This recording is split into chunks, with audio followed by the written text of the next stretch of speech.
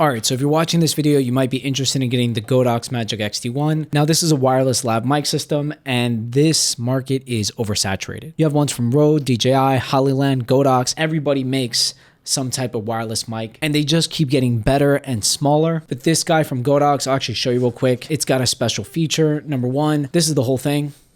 It is a tiny, compact system. The mics are actually in the back right there. This thing pops open.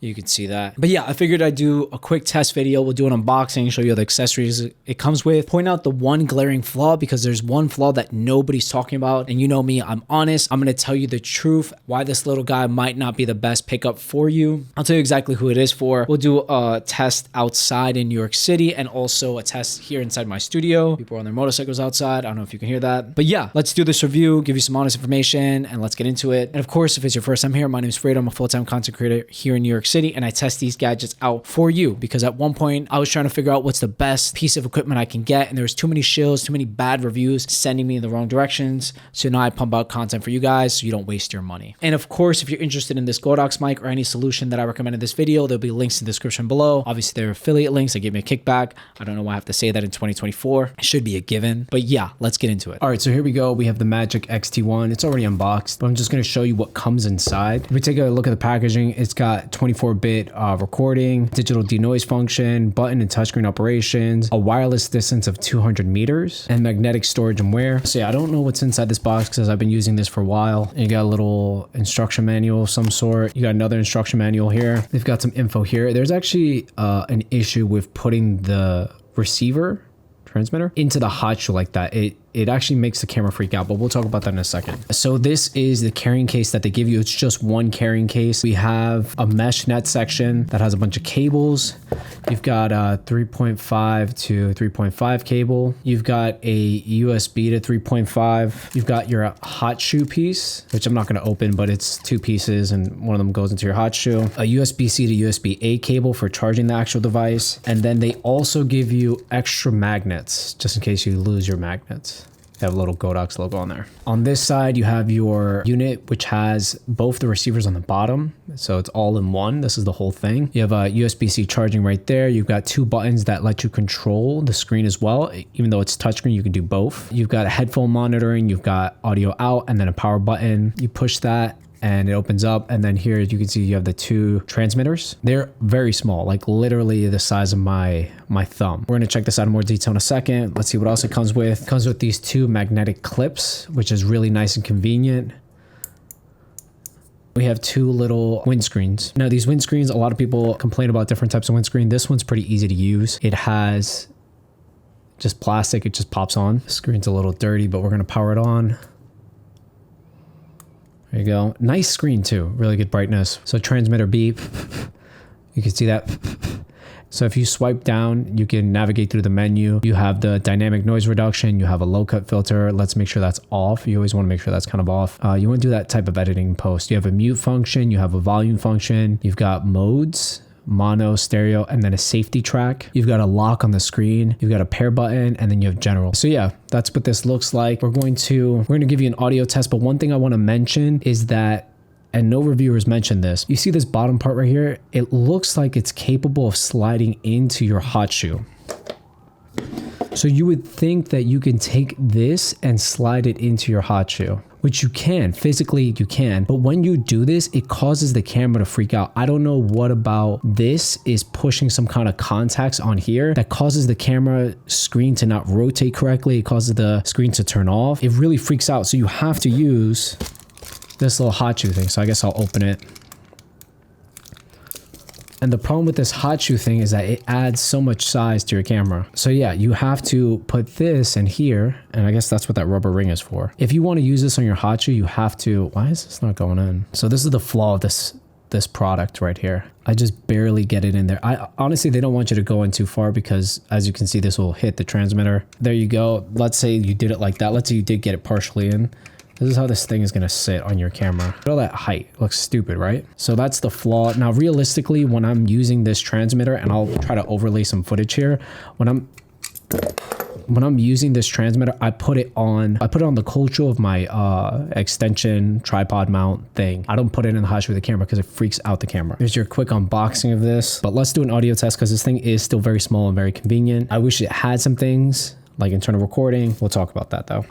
All right, so here we go. We are on the Sony ZV-1. We are doing a pseudo vlogging test, I guess, with this Sony ZV-1, but we're using the Godox mic. We're using the Godox mic. I have it pinched into my hand right here. You can see very tiny, very compact. I'm not going to clip it onto my shirt because I don't think it gives you the best capability to get sound. I think it's better if you hold it close to you. That being said, it does have a tiny little magnet, and the magnet is very convenient. For me to clip on my shirt if I wanted to. I just put it right here, and then I get audio. Also, I don't have I have standard stabilization on this, and I have a tripod. I have the magic receiver on the hot shoe. I wish I had a picture of how I was holding this. Maybe I'll pull up my iPhone and give you a shot. I'll just put it still on the camera. But this is the audio that you can expect. Now, I don't remember if I push this button. If I push this button, will the noise canceling activate, or will it just mute it? We're gonna press it. Okay, so now the noise canceling is on.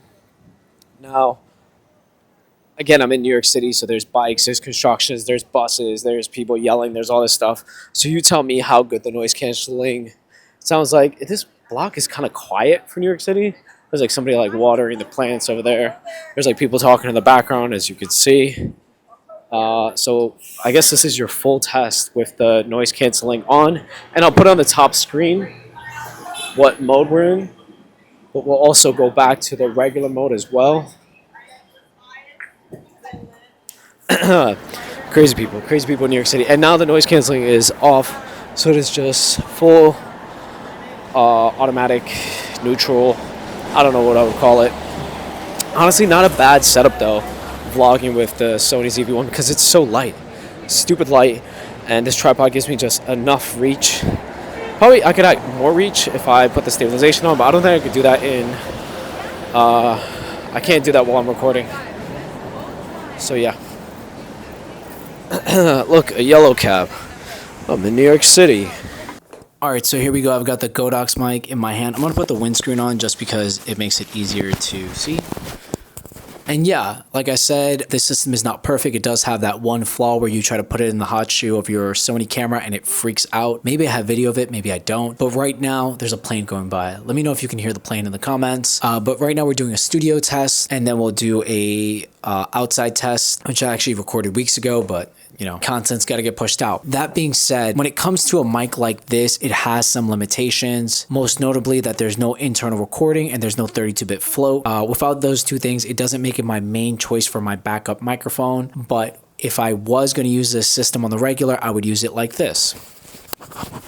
I would magnetically attach it to my mic, so that way I'm secretly pumping backup audio to my camera that I know is going to sound good, just in case this recording fails for whatever reason. Which, even if you have 32-bit float, if you know anything about filmmaking, if you ever made content before, you always want to have a backup. I gotta tighten this.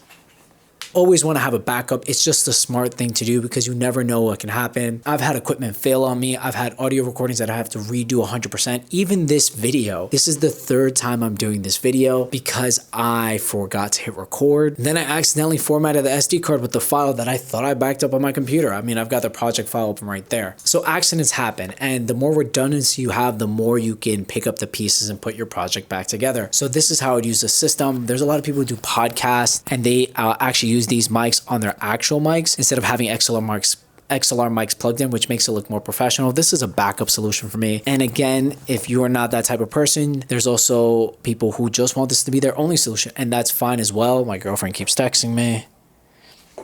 You love me, I get it. But yeah, if you want this to be your only mic solution, it does do that as well. This guy is so small, you can easily pull off that magnet, probably broke yours, and clip it onto your shirt. Now, personally, I hate wearing a magnet and lab on my shirt because it kind of pulls down my shirt. Also, this shirt, shout out to Zara, is probably the worst shirt to put a mic on because there's no rigidity to this. This is like very thin, breathable shirt. I don't know. But you see how the mic sits on my shirt and you see the audio that you can get from it. It's actually really good. So it has the versatility and it has the lightweightness that people are looking for. For example, in the Hollyland mics, those are very small, like button style ones. This one's also in that same vein. But again, propping it on my mic like this is probably the best solution because my mic is magnetic. I'm pretty sure the Rode mics out there are magnetic too. The Shure SM7B, I've had those. You see how out of frame this is? It's just a nice backup solution. Also, this has been your audio test in a studio environment. I'm not going to put the noise canceling on in my studio environment because, I mean, it is noisy. Don't get me wrong. There's sirens and airplanes and TVs and neighbors and shootings. I'm in the Bronx. Not the nicest neighborhood in the world. Actually, one of the most dangerous neighborhoods, according to the news and stuff. But there are a lot of sounds, but right now it's pretty quiet. I'm lucky for once. So there you go. There's all the information, all the tests you could ever want about the Godox Magic XT1. You have your indoor samples, your outdoor samples, your noise canceling samples, an unfair comparison with an expensive mic, which is right here. I mean, the top left-hand corner, you'll see what audio is coming from where. I hope I answered all your questions when it comes to the system. It is a really compelling option for $100, but this space is so competitive. I wouldn't be surprised if we have another version of this where they just put internal storage and 32-bit flow. It's coming soon, if not by the end of the year, early 2025. It's crazy to say that, 2025. I've been doing this for about a year and every second of it has been amazing. That's a lie. This shit is annoying and stressful, but it's better than my real job, my day job. No, my day job was actually pretty cool. My life is pretty cool, but that's besides the point. I do this for fun. It's my hobby because I'm retired. Side tangent. But yeah, if you have any comments, leave them in the comment section below. Like, comment, subscribe. Check out other content I have on my channel. I have tons of reviews about lenses, cameras, other wireless mic systems, the DJI. There's a Rode one coming out. I don't know if I could say that because of NDA, but this video might be out by then. And if you stay at the end of the video, you're part of the team. Like, comment, subscribe. Stay tuned for more content, and I'll see you in the next one.